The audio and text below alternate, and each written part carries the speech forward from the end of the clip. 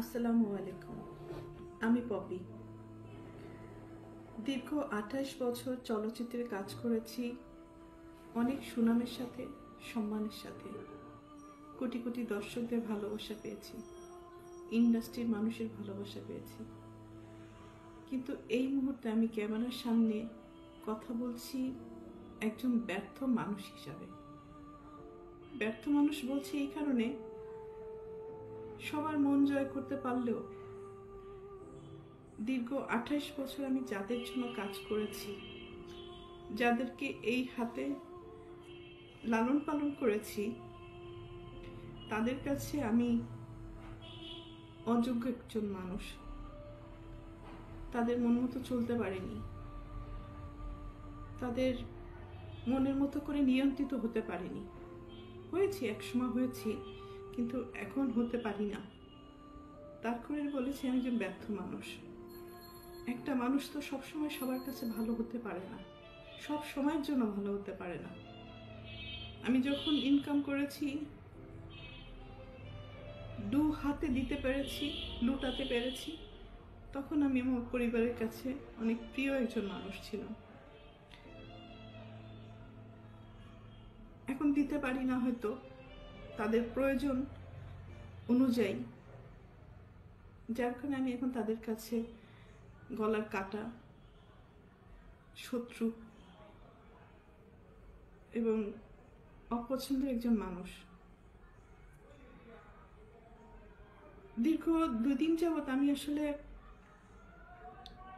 দেখলাম যে আমার পরিবার কতটা নিচে নামতে পারে, কতটা হীন পরিচয় দিতে পারে, কত হিংস্র ব্যবহার করতে পারে, কত নোংরা শব্দ ইউজ করতে পারে। সাথে আমার মিডিয়া, তারাও আমার একসময় চলার পথের সঙ্গী হিসাবে কাজ করেছে। মিডিয়ার কাছ থেকে সবসময় আমি সহযোগিতা পেয়েছি, ভালোবাসা পেয়েছি, সাপোর্ট পেয়েছি। কিন্তু আমার পরিবারের কয়েকটা মানুষের মিথ্যা কিছু কথাবার্তা, মিথ্যা অভিনয়, মিথ্যা নাটক, মিথ্যা অভিযোগ বলার সাথে সাথে যে মানুষগুলো আমাকে সব থেকে বেশি চেনার কথা, জানার কথা, সাপোর্ট করার কথা, সেই মানুষগুলো ওই মানুষগুলো আমার পরিবারের মানুষগুলোর কথা অনুযায়ী আমাকে ভুলভাবে আমার দর্শকদের কাছে বলেন, বাংলাদেশের মানুষের কাছে খুব বাজেভাবে উপস্থাপন করেছে।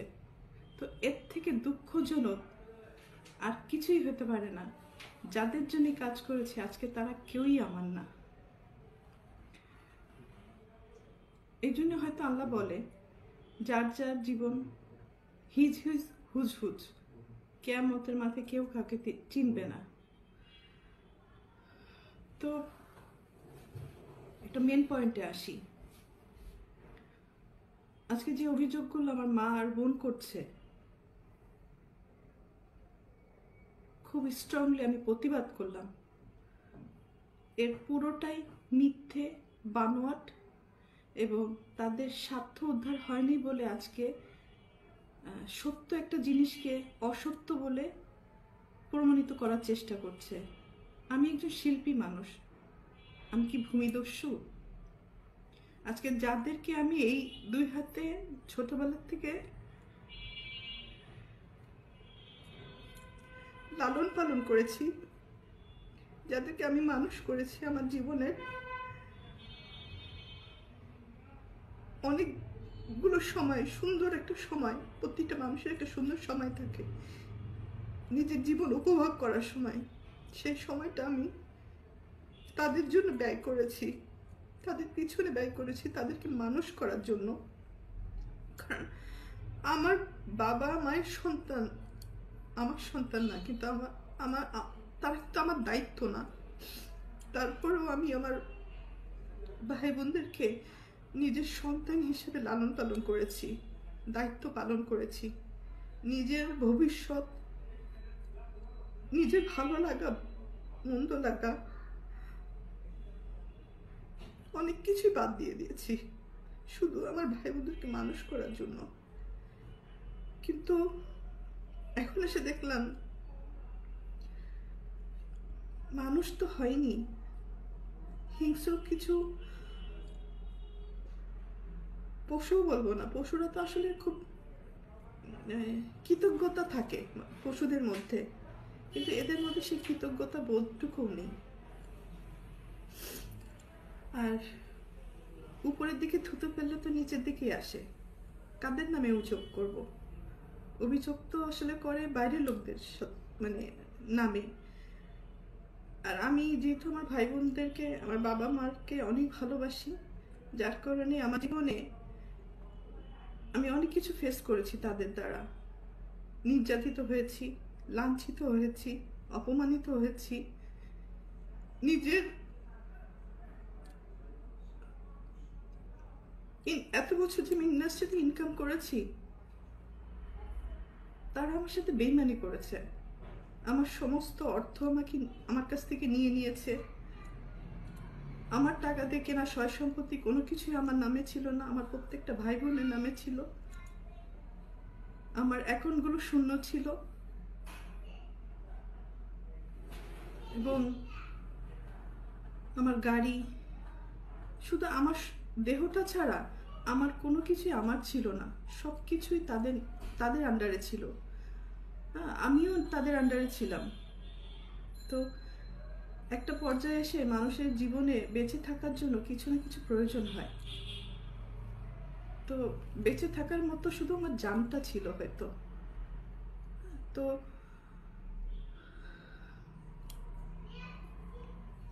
একটা পর্যায়ে এসে যখন আমি জানতে পারলাম আমার পরিবারই আমার সাথে বেইমানি করেছে, আমাকে ঠকিয়েছে, আমার সব কিছু কেড়ে নিয়েছে, এগুলো জানার পরে আমি চুপ ছিলাম। আমি যাদেরকে কোলে পিঠে মানুষ করেছি এই হাত দিয়ে, আমি তাদের দ্বারা অনেক বেশি নির্যাতিত হয়েছি। তারা আমাকে ফিজিক্যালি অ্যাসল্ট করেছে, আমার টাকা চুরি করে আমাকে মারা প্ল্যান করেছে, আমাকে খুন করে ফেলার জন্য টাকা দিয়েছে খুনিকে।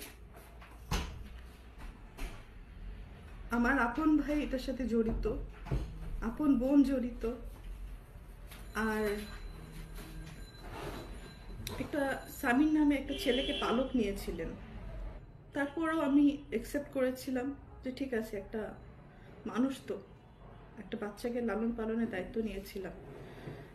তো পরবর্তীতে দেখলাম এটা যখন হাতে পায়ে বড় হয়ে গেছে, তখন ওই হাত দিয়েই আবার আমাকে আঘাত করেছে। অনেক সময় এইগুলো কিন্তু আমার মুখের কথা না, এটা সত্য ঘটনা। এটা থানায় জিডি হয়েছে, মামলা হয়েছে এবং তাদেরকে আটক করা হয়েছিল এই ক্রাইম করার জন্য। পরবর্তীতে আমি তাদেরকে মাফ করে দিয়েছি, কারণ আমার ভাই বোন তো, ভুল হইতেই পারে। সন্তান হিসাবে মাফ করে দিয়েছিলাম। পরবর্তীতে দেখি যে এগুলো বাড়তেই আছে। এবং আমার মা তো আসলে অনেক বড় একটা শব্দ, কিন্তু পৃথিবীতে সব মা না। ভালো মাও আছে, খারাপ মাও আছে। দুর্ভাগ্যবশত আমার মাটা হয়তো আমাকে সেই পরিমাণ ভালোবাসতে পারেনি, কারণ আমি আমার মার কাছে, পরিবারের কাছে সবসময় সোনার ডিম পাড়া একটা হাঁস ছিলাম, মানে দুধ দিয়ে একটা গরু ছিলাম, টাকা ছাপানোর মেশিন ছিলাম। সন্তান হিসেবে কখনো ওই ভালোবাসাটা, ওই কেয়ারিংটা পাইনি। তারপরও কোনো অভিযোগ নেই, আগেও ছিল না, এখনো নেই। আর আমি আমার মনকে বুঝ দিয়ে নিয়েছি, আর পাবো না কখনো তাদের কাছ থেকে সেই ভালোবাসাটা। কারণ একটা মানুষ যখন মেশিনে পরিণত হয়, তখন তার মূল্য মেশিন হিসাবেই থাকে, মানুষ হিসাবে থাকে না।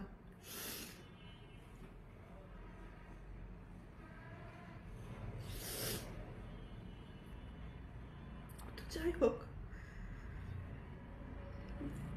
আমার বাপ মা আমাকে আমার সাথে অনেক বড় বিশ্বাসঘাতকতা করেছে। আমার সমস্ত টাকা পয়সা আমার বোনের অ্যাকাউন্টে শিফট করেছিল। তো তারপরে আমি কিছু বলিনি। আমার ইন্ডাস্ট্রির কিছু মানুষ, আমাকে যারা ভালোবাসে, তারা আমাকে সাপোর্ট করেছে। ওই সময় 2007-এর ঘটনা বলছি, মানে একটা টাইমে আমি যে জানতে পারলাম কোনো কিছুই আমার ছিল না। পরে আমাদের ফিল্মের কিছু মুরব্বীরা মিলে এটা সেটেল করে দিয়েছিল যে পপির একে শূন্য হাতে মেয়েটাকে রাস্তায় ফেলে দিলেন। বিশেষ করে আলমগীর ভাইয়ের কথা বলবো, কারণ আলমগীর ভাই আমার কাছে, হয়তো আপনাদের কাছে হিরো, কিন্তু আমার কাছে একজন, বলবো যে আমার সবচেয়ে বড় ওয়েলিশার ছিলেন বাদল খন্দকার।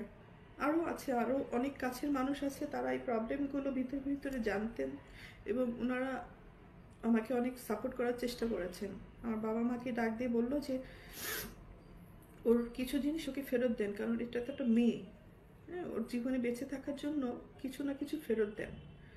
তো তখন আমার বাবা মা কী কারণে আমার সাথে বেইমানি করেছিল আমি জানি না, হয়তো এরকম ঘটনা অনেক আছে। আমাকে আলমগীর ভাই একবার বলেছিল যে এটা, এই সেম ঘটনাটা শাবানা ম্যাডামের সাথে হয়েছে। কারণ আমি না তখন মেন্টালি খুব আপসেট ছিলাম যে আমার বাপ মা ভাই বোন আমার সাথে এরকম করলো, বিশ্বাসঘাতকতা করলো, আমার সাথেই করলো। তখন আলমগীর ভাই আমাকে বলেছিল না, এই ঘটনা এর আগে অনেক মানুষের সাথেই হয়েছে। তো সেই সান্ত্বনা নিয়ে হয়তো আমি বাকি জীবনটা পার করতে চেয়েছিলাম এবং কাজ করে আমি আবার সারভাইভ করেছিলাম।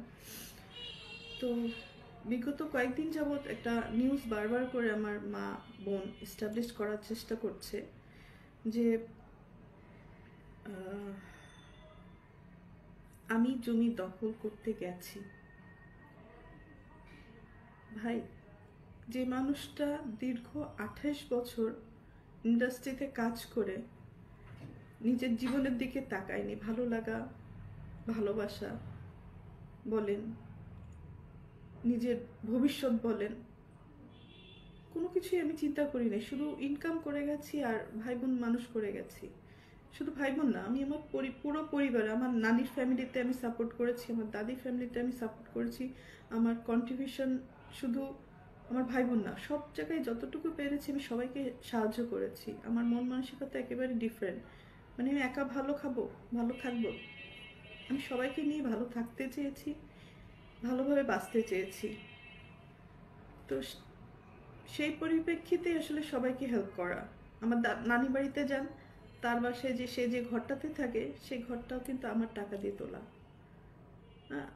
আমার মা যে ঘরটাতে এখন খুলনাতে থাকে সেই ঘরটাও আমার টাকা দিয়ে তোলা।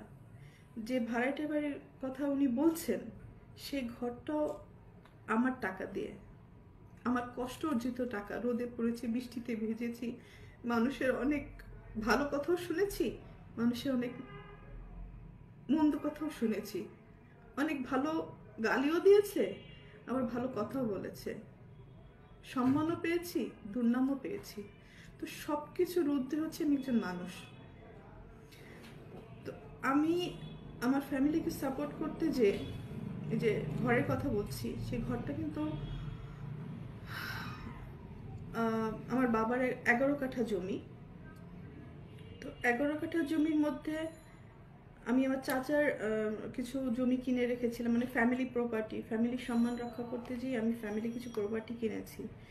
তো আমার চাচার অংশ কিনেছি, আমার ফুপুর অংশ কিনেছি, আমার বাবারও কিছু অংশ বিক্রি করে দিয়েছিল বাইরে, পরে আমি নিয়েছি কিনে এবং ওখানে ঘর তুলে দিয়েছি। তো কিছু অংশ আমি কিনেছিলাম যেটা রাস্তার সহকারে রেজিস্ট্রি হয়েছিল। মানে আমাকে জমি যখন কিনি তখন আমাকে জমির পিছনের অংশ দেওয়া হয়। তো পিছনের অংশে যেতে গেলে আপনারা সবাই জানেন এটা নর্মাল একটা জিনিস।